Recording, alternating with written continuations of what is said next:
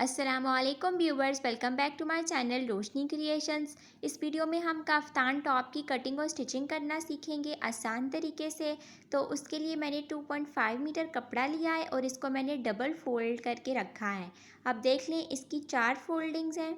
अब ये medium size का काफ्तान बनेगा, तो इसके लिए मैंने लेंथ ली है 35 इंचेस और विड्थ ली है 15 इंचेस। आप स्मॉल, मीडियम और लार्ज के हिसाब से इसकी लेंथ और विड्थ अपने हिसाब से रखेंगी।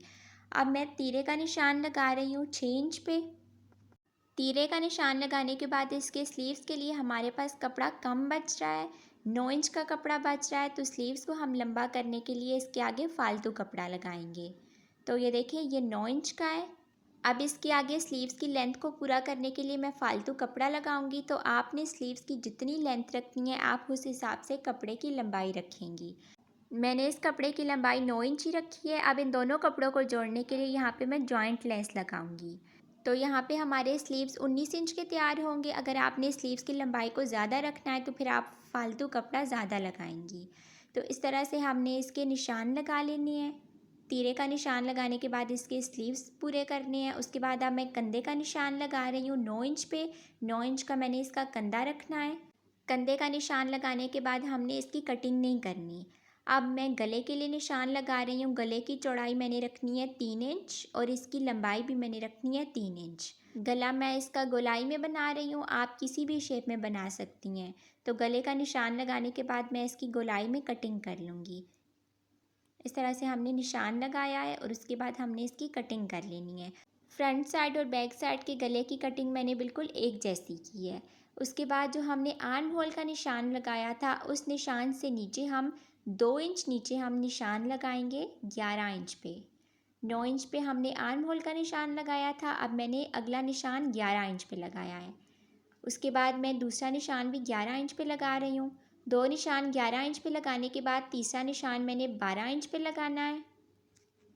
चौथा निशान मैं 13 इंच पे लगाऊंगी और पांचवा निशान मैं 14 इंच पे लगाऊंगी। इस तरह से हमने ये निशान लगा लेने हैं। इन सब निशानों को अब हमने मिला लेना है।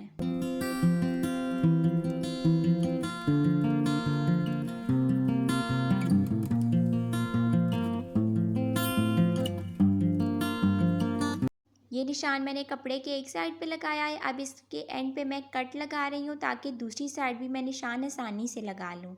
तो कट लगाने के बाद कपड़े को खोल के यही निशान मैं दूसरी साइड पे भी सेम तरीके से लगाऊंगी।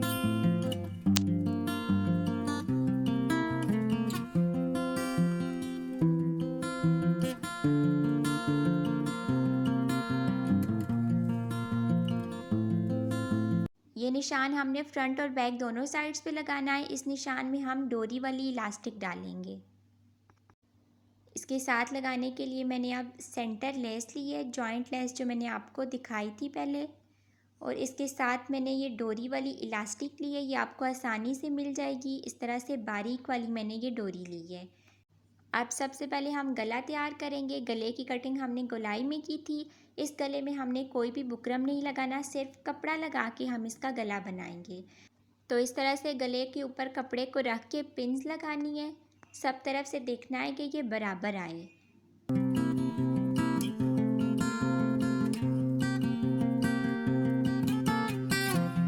चारों तरफ से पिन्स लगा के मैंने अच्छी तरह से कपड़े को कवर किया है।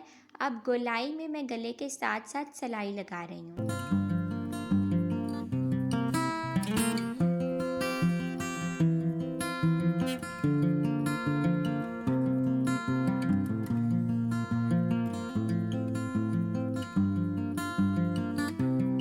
फ्रंट साइड से गले के सेंटर में हम छोटा सा 2 इंच का वी कट बनाएंगे।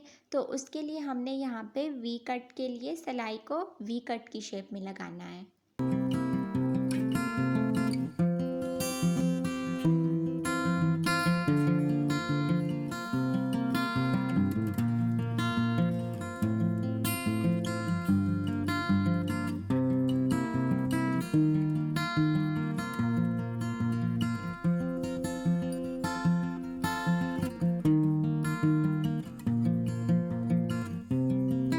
सिलाई लगाने के बाद सारे फालतू कपड़े की मैं कटिंग करूँगी।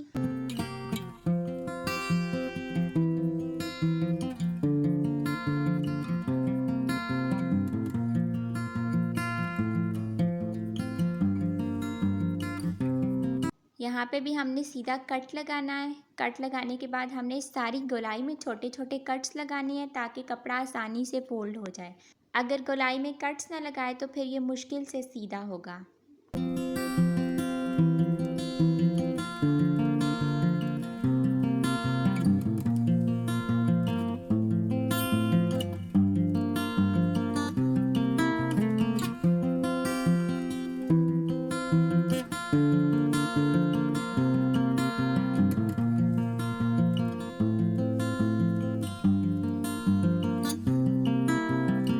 इस सारे कपड़े को फ़ोल्ड करके आप इस्त्री कर लें। इस्त्री करने के बाद अब मैं सिलाई लगा रही हूँ।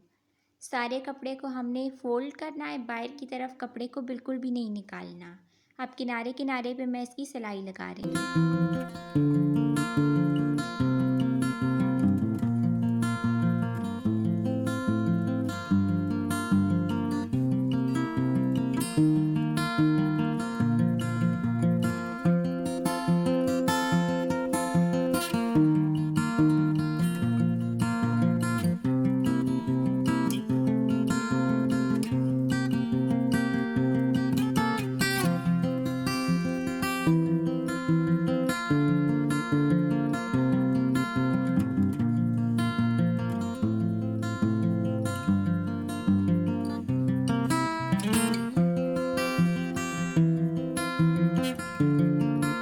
उसके बाद दूसरी सिलाई हमने उल्टी तरफ से लगानी है। ये जो कपड़ा है इसको फ़ोल्ड करके चारों तरफ से जिस शेप में ये कपड़ा कटा हुआ है इसी शेप में हमने इसे फ़ोल्ड करना है और सिलाई लगानी है।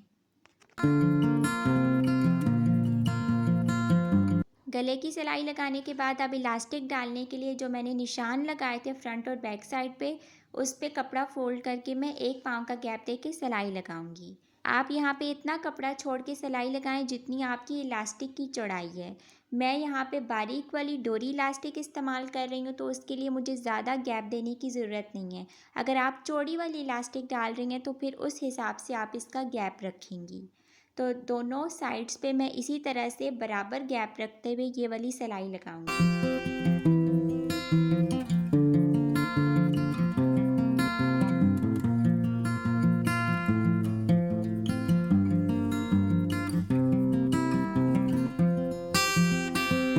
अब डोरी इलास्टिक की लंबाई मैंने 20 इंच ली है।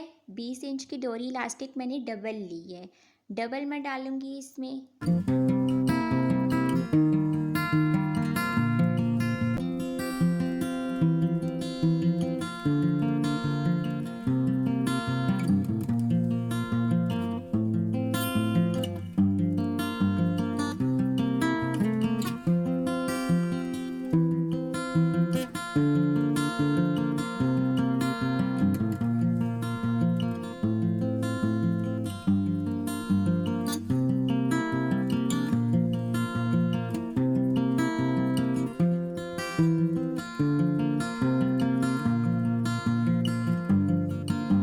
ये डालने के बाद दोनों साइड्स पे मैं इसकी सिलाइयाँ लगा रही हूँ ताकि ये निकले ना। तो दोनों साइड्स पे थोड़ा सा इसको बाहर निकाल के 1 इंच से बाहर फालतू छोड़ दें और फिर सिलाई लगा लें। अब सेम इसी तरीके से बैक साइड पे भी मैं इलास्टिक लगा लूँगी। इसके बाद अब मैं स्लीव्स तैयार करूँगी। स्लीव्स के जो मैंने निशान लगाए थे उस निशान से दूसरे निशान तक मैं लेस लगा रही हूँ।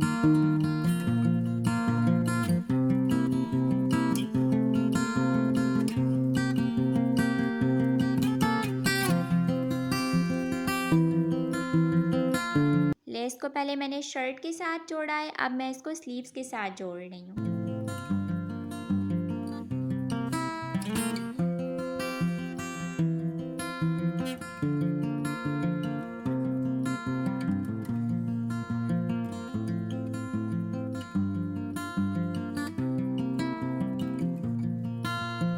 ये वाली सिलाई लगाने के बाद स्लीव्स को फ्रंट साइड से मैंने सिंपल फोल्ड किया है। अब मैं इसमें इलास्टिक लगाऊंगी।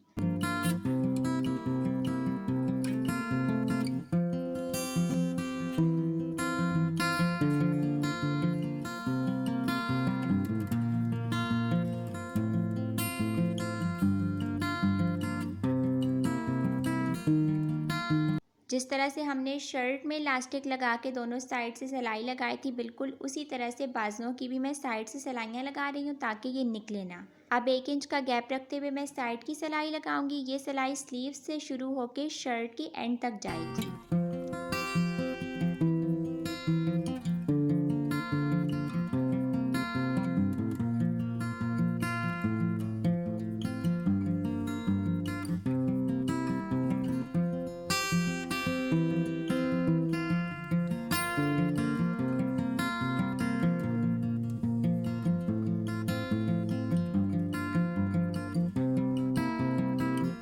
साइड की सिलाइयाँ लगाने के बाद शर्ट को नीचे से मैंने सिंपल फोल्ड किया है।